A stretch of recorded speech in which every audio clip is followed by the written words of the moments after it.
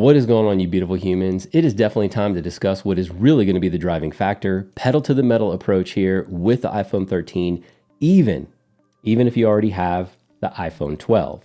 And of course, certainly any device before the current offering. But for some of you, I know it actually hurts to say it, but we've got to take a business mindset approach.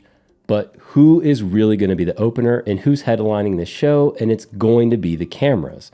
I've already made a list of those that are going to be upset, and I will quickly send you my very best, and I will actually put in the effort at doing you a solid and give you some context. And I also want to say that the refresh rate, the improved battery life, always on display, and the software experience should be co-headlining this event, and Apple is just going to be non-apologetic when it comes to the fact that the 120 hertz displays that they've been out for about 20 years, and of course that's calculated in tech years, by the way, but they're now going to be bringing it to the consumer because they finally perfected the technology. And of course, not to mention, there's just too much ego with the shot on iPhone branding that Apple is going to continue to push. It's just business. Now, I've already talked about the Pixel 6 announcement, and I do hope that Google gives Apple a run here. I really do, and Samsung for that matter. But Apple, as of late, has been crushing it with the photography enthusiast, and really, it's not about pro-level photography and filmmaking because that niche market isn't quite ready. And I agree that there's still very much a place for those cinema cameras.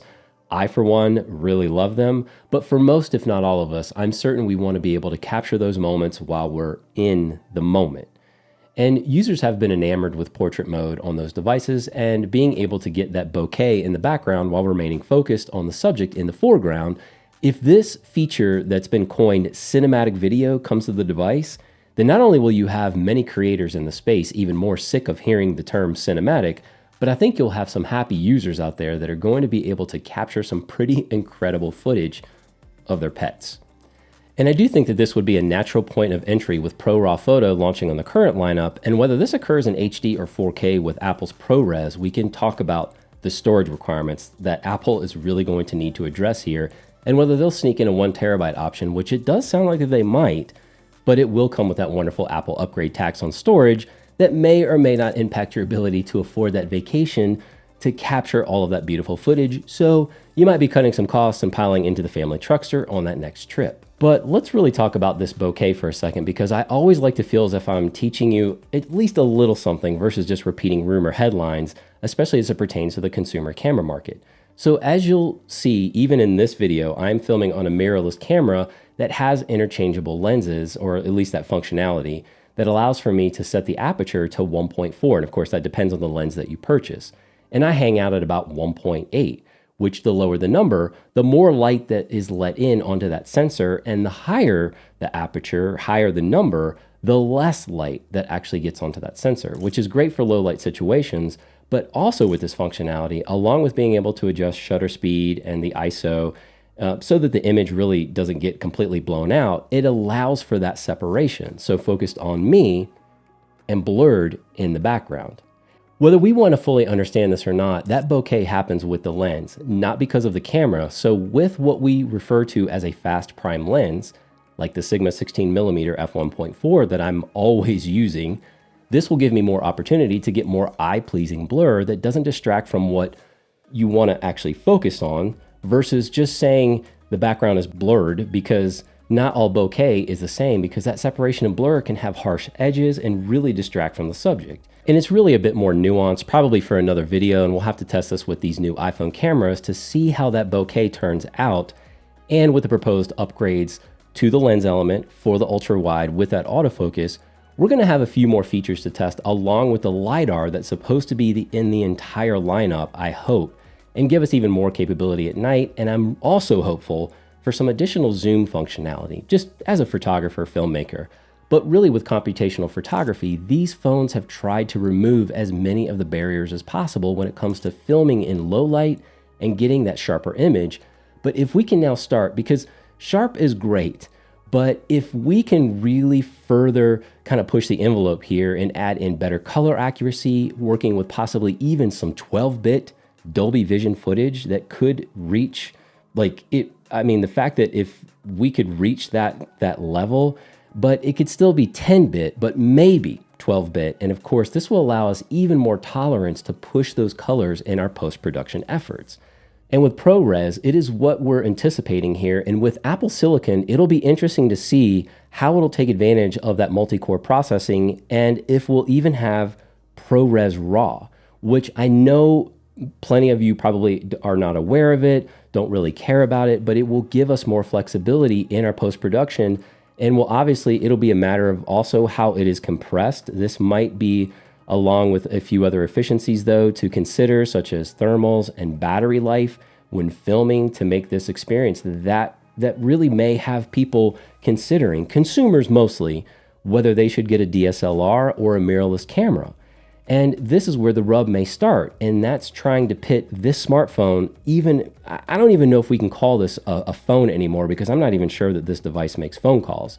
But what we're really starting to have are these very powerful computers with machine learning capabilities, along with the power to support demanding workflows, which include pushing the boundaries of the camera sensors. And if this all fits in our pockets and it's with us all the time. And of course, I really want to help lift this term up, but there was a conversation on Twitter just recently when it comes to run and gun filmmaking and whether we could come up with a better term than run and gun. And of course, the king of all dad jokes and creative wordplay came up with shoot and scoot.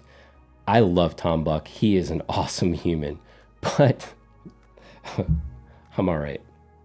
All right, I'm good.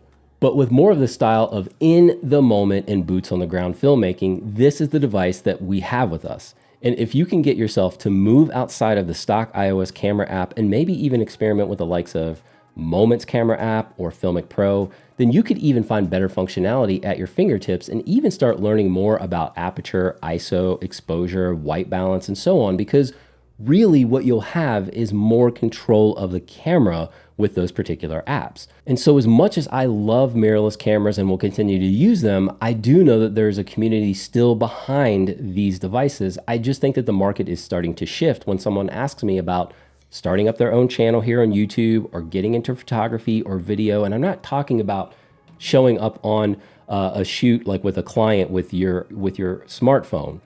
But I'm just talking about these hobbies and enthusiasts that are trying to get into the space and getting a device that they have with them all of the time. Something like this, it always comes to mind. And people ask me about that all the time.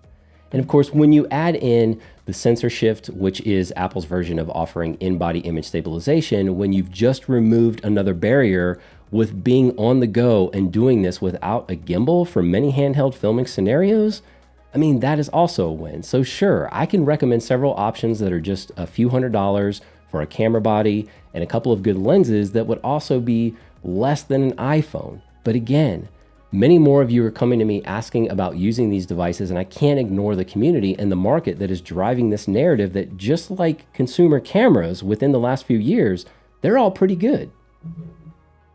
So are the cameras in these devices. And with a couple of extra peripherals, if you so desire, you'll not only have the ability to capture this footage on the device, but it'll be more than capable of editing this footage with something like LumaFusion, and you can even upload it to your platform of choice.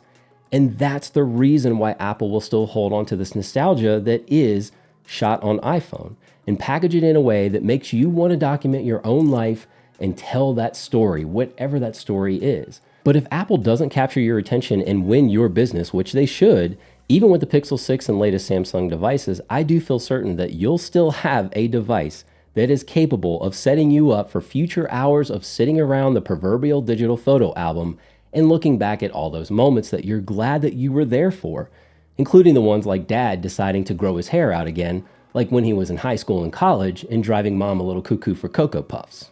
But what features are you most hoping for? And is the video capability of this next iPhone something that excites you? Or are you hoping for another headliner at this event? Find me here in the comment section below or over there on Twitter. You keep rocking those faces, and I'll catch you right back here on the next one.